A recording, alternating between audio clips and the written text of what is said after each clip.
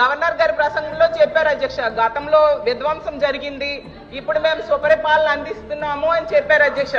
అసలు సుపరిపాలన అంటే ఏంటి అంటే సూపర్ 6 పథకాలు ఎగ్గొట్టడం సుపరిపాలన నేను అడుగుతున్నాను అధ్యక్ష.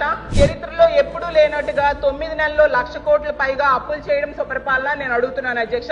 రోజుకి 50 మంది మహిళలపై అఘాయిత్యాలు నేరాలు జరగడం సుపరిపాలన నేను అడుగుతున్నాను అధ్యక్ష. అలాగే బెల్ షాప్స్ ద్వారా మద్యం ఏరులై పారడం సుపరిపాలన నేను అడుగుతున్నాను అధ్యక్ష. అలాగే మెగా డిఎస్సి పై తొలి సంతకం పెట్టి 9 నెలలైనా కూడా అది పూర్తి చేయకపోవడం సుపరిపాలన నేను అడుగుతున్నాను అధ్యక్ష. అలాగే ఉద్యోగులకు డిఏ పిఆర్సి ఐఆర్ ఇవ్వకపోవడం సుపరిపాలన నేను అడుగుతున్నాను అధ్యక్ష.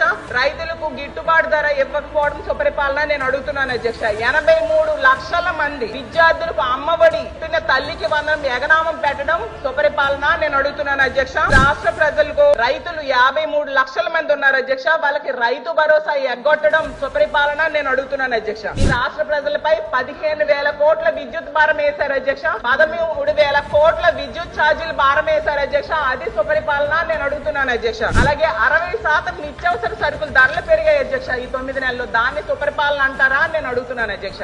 అలాగే మహిళలు సగం మంది ఉన్నాం అధ్యక్ష, మహిళలకు ఇచ్చిన హామీలు ఏ ఒక్కటి కూడా అమలు చేయకపోవడం సుపరిపాలన నేను అడుగుతున్నాను అధ్యక్ష. ప్రత్యేక హోదా సాధించే అవకాశం ఉండి కూడా సాధించకపోవడం సుపరిపాలన నేను అడుగుతున్నాను అధ్యక్ష. కేంద్రం దగ్గర రాజీ పడడం సుపరిపాలన నేను అడుగుతున్నాను అధ్యక్ష. ఇంత దారుణంగా ప్రజలను ఇబ్బందులు పెట్టి మోసం చేస్తూ తమ పరిపాలన సుపరిపాలన అని చెప్పుకోవడం ఎంతవరకు సమంజసమని ఫైనల్ గా నేను అడుగుతున్నాను అధ్యక్ష.